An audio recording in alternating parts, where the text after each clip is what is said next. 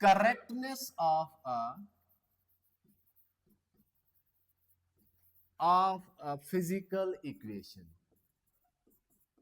कोई भी इक्वेशन जो फिजिक्स में हम पढ़ते हैं उसकी करेक्शन, क्या वो इक्वेशन सही है या गलत है, उसको हम किस तरह से देखें, उसकी करेक्टनेस कैसे चेक करें, ये हमें होमोजेनिटी प्रिंसिपल बताएगा। तो according to homogeneity principle, the dimensional formula of all the terms on left hand side, L M L T is equal to dimensional formula of left hand side, that is LHS, must be equal to dimensional formula of RHS. This is the basic principle जो homogeneity principle जिसे कहते हैं। तो हम इस principal से कैसे check करें correctness of a physical equation, let us see. एक एग्जांपल लेते हैं। हम इक्वेशंस ऑफ मोशन जानते हैं, v is equal to u plus A T. Let us see the correctness of this equation. हम देखते हैं कि क्या ये इक्वेशन सही है या नहीं है। किस तरह से मालूम होगा? फर्स्ट हम लिखेंगे dimensional formula of u, sorry v, that is equal to L1 t minus 1। v is velocity, final velocity. तो फाइनल वेलोसिटी का डायमेंशनल फार्मूला क्या है? L1 t minus 1। Similarly dimensional formula of u is also velocity, that is initial velocity। तो dimensional formula L1 t minus 1। उसके बाद जितने भी terms हैं हमने सब का डायमेंशनल फार्मूला लिखना होगा। Dimensional formula of A, that is L1 t minus 2, and dimensional formula of time is t1। हमने सबसे पहले क्या करना होगा, हमने जो भी इक्वेशन है उसके जितने भी टर्म्स हैं उन सब का डायमेंशनल फार्मूला लिखना होगा। Now substitute all these dimensional formula in the equation.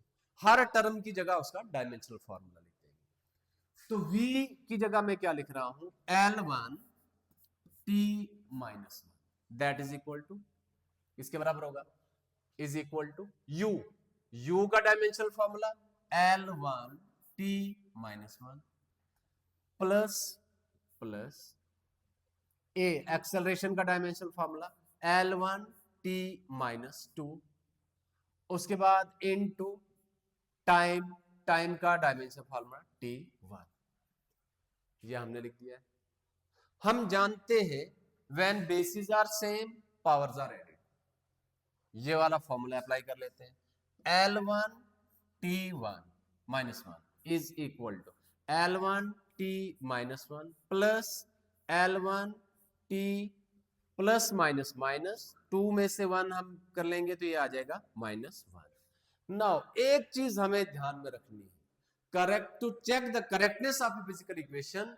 एक चीज हमने ध्यान में रखनी है कि अगर हमें कहीं पे भी प्लस और माइनस में दो टर्म हो, प्लस में या माइनस में, फॉर एग्जाम्पल यहां पर हमारे पास u प्लस ए टी है, या इस तरह से समझते हैं, अगर मेरे पास यहां पे कोई आ जाता है L1 और यहां पर भी आ जाता है L1 और इनके बीच में प्लस या फिर माइनस है, तो यहां पे हम क्या करते हैं, दोनों टर्म्स में से हम एक को ही लेते हैं, हम इसे L1 ही लिखेंगे।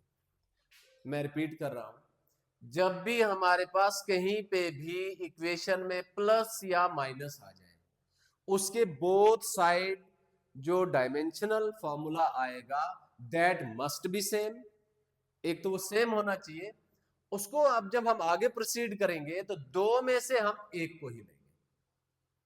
एक बार फिर से, जब भी किसी फिजिकल इक्वेशन में हम चल रहे हैं, हमें प्लस आ जाए या माइनस आ जाए, इसके बोथ साइड डायमेंशंस बराबर होने चाहिए, सेम होने चाहिए, और हमें इन दो में से एक को ही लेना होगा। तो हमारे पास वही केस आ चुका है। हम देख रहे हैं यहां पे प्लस है इस साइड और इस साइड हमारे पास दो बिल्कुल सेम आ रहे हैं, तो हमने इन दो में से एक को ही लिखना होगा। चलते हैं आगे। L1 T minus one is equal to, दो सेम है, हम एक को ही लेंगे, L1 T माइनस वन। हम देख रहे हैं LHS is equal to RHS. Hence, this is a correct physical equation. Correct. तो क्या तरीका लगाया है, एक बार फिर से समझते हैं। हम सबसे पहले जितने भी फिजिकल इक्वेशन, कोई भी हमारे पास इक्वेशन है, उसके जितने भी टर्म्स हैं, हर एक का डायमेंशनल फार्मूला लिखते हैं। फिर वो डायमेंशनल फार्मूला उसकी टर्म्स पे सब्स्टिट्यूट कर लेते हैं। और एक चीज का ध्यान रखते हैं कि कहीं पे प्लस या माइनस आ रहा है, बोथ साइड हमारे पास सेम होना चाहिए, और सेम में से आप आगे प्रोसीड करेंगे तो सिर्फ एक लेंगे। तो आपके पास अगर LHS और RHS में डायमेंशन सेम आते हैं तो वो फिजिकल इक्वेशन करेक्ट होगी। एक और एग्जांपल लेते हैं। एक और इक्वेशन है इक्वेशंस ऑफ मोशन में से, S is equal to ut plus 1 upon 2 at square. Let us check the correctness of this equation dimensionally. First of all हम S का डायमेंशनल फॉर्मूला लिखेंगे। Dimensional formula of S is displacement, that is L1। Similarly dimensional formula of U, velocity, initial velocity, उसका होता है L1 T minus one. Similarly dimensional formula of 1/2 constant है। Constant के बारे में डायमेंशनल फॉर्मूला हमें कुछ भी नहीं कहते, इसलिए उसका डायमेंशनल फॉर्मूला हम कुछ भी नहीं लिखेंगे, मींस वो इरेज होगा, कुछ भी नहीं होगा उसकी जगह। ए, तो ए कितना, एक्सेलरेशन का कितना आ जाएगा, L1 T minus to, and dimensional formula of T is T1। मैंने डायमेंशनल फॉर्मूला लिख दिया है।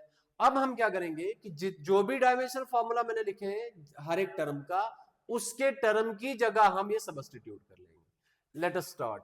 S का क्या था हमारे पास, L1, तो मैं लिख दूंगा L1 is equal to U, initial velocity, L1 T minus one, L1 T minus one into time का T1 प्लस 1/2, नथिंग। ए का कितना आ जाएगा, acceleration, L1 T minus two into time, T1 था लेकिन इसका square. Okay, L1 is equal to, basis are same, powers are added, simple. L1 T और T minus one, plus minus cancel, तो कुछ भी नहीं, प्लस L1, या अगर आप यहाँ T0 लिख देंगे, T0 1 के बराबर होता है, वो फिर भी खत्म हो जाएगा। यहाँ पे L1 और T minus two into power की पावर आपस में मल्टीप्लाई हो जाते हैं, ये हो जाएगा T2। फिर से basis are same, powers are added का फॉर्मूला यहां पर भी लग जाएगा, L1 प्लस L1, ये और ये कैंसल, L1।